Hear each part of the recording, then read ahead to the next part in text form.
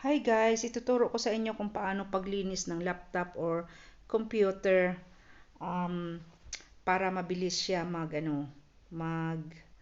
ah, mag-play kung magpi-play kayo ng mga videos kasi yung laptop ko nakapagtataka na talagang ang bagal niya. Talagang hindi siya nakakatuwa. So, ni-research ko kung paano. Ayun, kailangan mo ng vacuum, i-vacuum mo lang lahat ng area na pwedeng pasukan ng dust. So, ayan, ginawa ko na. Tapos, kailangan mo talagang suriin kung bakit ganon. Ayan, gumamit na rin ako ng brush para malinis, maalis yung mga dust. So, binuksan ko din yung lalagyan ng CD. So, nilinis ko rin. Tingnan nyo, nilinis ko rin siya para guminhawa naman yung laptop ko. Kasi hindi ko talaga alam bakit ganun, bakit ang bagal, halos hindi siya nagpi-play. So, kaya guys, na-research ko, kailangan din pala titingnan din yung fan niya sa ilalim. So, nakita ko guys, halos hindi na makikita, wala na halos window dahil sa kapal ng dust. Tingnan nyo guys, ayan. Ayan, nasa ano siya, nalaglag na, hindi ko na kasi na video kanina yung talagang wala kang makikitang space, puro dust niya, halos spider na lang yung kulang. Kahit spider hindi makapasok. Tas sobrang dusty niya. Tapos yan talaga yung window na yan. Sobra talaga siyang sarado. So na-research ko, pag yung mga tiny dust, talagang ano siya, nakaka-affect siya sa bagal o sa bilis ng pag-play ng laptop or computer. Talagang chinik ko. Sabi ko ganun lang pala, hindi ko wala man akong idea na ganito pala. Pinacheck ko na sa IT student or IT graduate. Wala silang idea kasi RAM lang yung tiningnan nila. Yung RAM naman pala, wala namang halos, hindi naman full. Wala namang halos laman. Ilan lang. So ayan, guminhawa yung computer or laptop. Ayun, tingnan nyo yung dumi dyan sa ilalim. Talagang nakaka-iyo. Pero okay lang, at least na-discover ko guys kung paano linisin yung laptop. Talagang dahan-dahan ko siyang hinimay-himay ko talaga siyang nilinis. At yun, may window pa siya doon oh. Yan, kasi pwede din talaga i-check nyo lahat ng pasukan ng dust. Kasi itong laptop na to, pag bubuksan mo, gagamit ka pa ng screw at saka lakas mo. Paano kung masira? Hindi naman ako expert. So, talaga nilinisan ko lang kasi doon sa research ko, talagang dyan talaga ang isa talaga sa nakapagpabagal. So, yun ang idea ko na yun dahil hindi naman puno yung RAM, dalawa lang naman ang option doon, dusty or full na yung memory niya. So, yan, nilinis ko na, binakyum.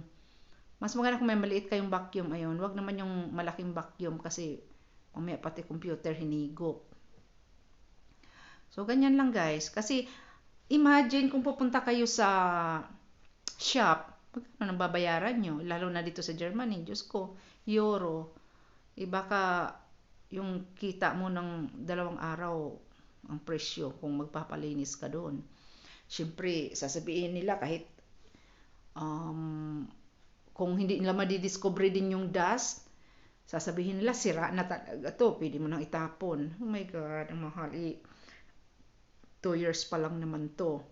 So, kung bibili ako ng bago, another expenses na naman. So, talagang ni-research ko kung saan ko siya mahanap. Yan, talagang sinisid yan guys, sinisid. Kasi kahit anong ilang minuto din ako nagbabrush dyan kasi talagang nanigas yung ano niya. Nanigas. Nanigas na yung mga tumitigas. Ang hirap kasi Bisaya ko. Tumitigas na yung dust at saka ang hirap tanggalin. Ayan, isa pa yan guys. kailangan nyo ring tingnan lahat ng part ng laptop nyo. Ayun, hindi ko yan napansin na ang dumi na pala. Parang hindi ko alam, kalawang ba yan o sa kape. Baka naman natapon yung kape tapos naupo yung laptop. Ayun. So, kumuha ngayon ako ng ano to, yung wet tissue, nilinis ko. Lahat talaga nilinis ko. Sinuyod. Natanggal naman siya, guys. Natanggal nga siya. So, ibig sabihin, hindi siya kalawang. Ano lang siya yung, siguro nga, may natapon na kape, tapos bigla na lang pinatong din yung laptop. Ayan. Tingnan mo, guys, ang dumi talaga niya. Para din pala silang, tao, pag hindi mo nilinisan. Di ba, ang pangit din ng pakiramdam pag hindi tayo malinis, hindi tayo nakaligo, tapos ang init-init. Ayun. Guminhawa si laptop. Ayun. Sarap ng feeling niya na nalinisan siya. So, yun. Linis lang ng linis. So, ganyan lang, guys. Advice ko sa inyo. Linisan nyo. Binacuum ka na naman. Talagang lahat. Pati yung yan? Yung na screw. Talagang binacuum ko kasi baka may doon, ulit-ulit ko talaga siyang binacuum. Paulit-ulit para lang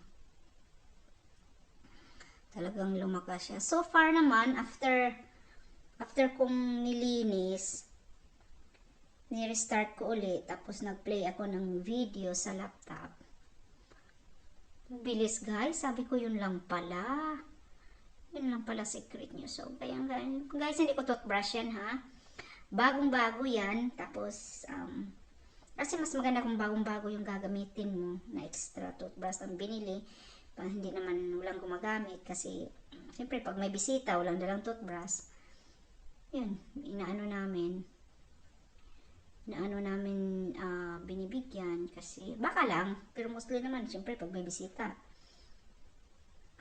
may dala namang toothbrush. Ano ba yan? Umabot na tayo sa bisita. So, ganyan lang, guys. Talagang suyurin nyo. Paulit-ulit ko. Kasi sa ilalim talaga, tumitigas na yung dust doon. Nag-ano na nga siya eh. Parang spider house na. Pero matigas. So, thanks God naman at na-discovery ko yun. Yung talagang paulit-ulit po. Tingnan mo, binakyum ko na yun. Meron pa rin. Meron pa rin dumi dyan sa baba. Meron pa rin. So, ganyan lang siya, guys. Hanggang sa malinis. Tapos, restart nyo uli. Restart nyo siya uli. Tapos, play nyo. Play nyo yung mga videos na gusto nyo i-play. Doon mapapansin nyo na ibang-iba na. Yun lang, guys. Tapos, continue cleaning. Lagi nyo i-check kung ano talaga yung dahilan ng mga laptops nyo. Laptop, siyempre lahat, TV, printer, kailangan talaga yun ng nililinis. One time din yung printer namin bumagal, at saka iba't ibang kulay ang lalabas, imbis na malinis. Iba't ibang kulay, colorful naman yung printer namin, kaso nga lang ang pangit, ang dumi pag lumalabas. So, kailangan mo din yung linisin dahil sa may dumi yun doon. So ayun, naayos yun ng IT friend ko. Pero itong laptop, hindi talaga niya na subukan. Ay, nakita kung anong dahilan. So, yun lang, guys. Thank you for watching. Magma-music na lang tayo para... Kasi wala na akong masabi. Haha! Wala na akong masabi. Enjoy, guys. Baka nagtataka din kayo bakit ang intro ko is New Chapter of My Life. Yun dahil mula nung namatay yung ex-partner ko, hindi naman pwede habang buhay na lang akong magstay sad since meron namang nag-offer ng sobrang pagmamahal, sobrang love, sobrang effort na ginagawa para maano ko siya, mahalin ko din siya. So, naman, nag-say goodbye naman kami doon sa ex ko. Talagang pinasalamatan niya na dahil sa kanya na nadala ako dito sa Germany. Pinasalamatan niya na dahil sa kanya nakilala niya ako. So ganun lang guys, ganun na yung buhay. Kung sino man yung mag-judge sa akin, bahala na sila sa buhay nila. Life ko to, kailangan ko dun lumigaya, no? Yan, kailangan nyo pag naglinis kayo, brush, vacuum, toothbrush, at saka wet tissue. Yun na guys, babels. Meron pa pala, hindi pa pala tapos yung time ko. Gusto ko pang magkwento. So yun, nakilala ko si New Love. Ito dyan sa Germany, at saka sobrang niya akong love. Hindi ko alam kung anong future kasi ilang buwan pa lang naman kami. Maraming nasasabi, bago pa daw yun. Yung ex ko namatay. Pero nag-ask naman ako ng permission sa mga anak ko, sa pamilya ng ex ko. Sabi nila, wherever I am happy din sila. Kasi hindi pwedeng hindi ko ituloy yung buhay. Ganun lang guys. So, yung mga judgmental, bahala sila sa buhay nila. Basta ako masaya, mahal ako ng mga anak ko, mahal ko yung mga anak ko, mahal ko din. Sa tulong ni God, makakasurvive kami sa lahat ng mga needs namin.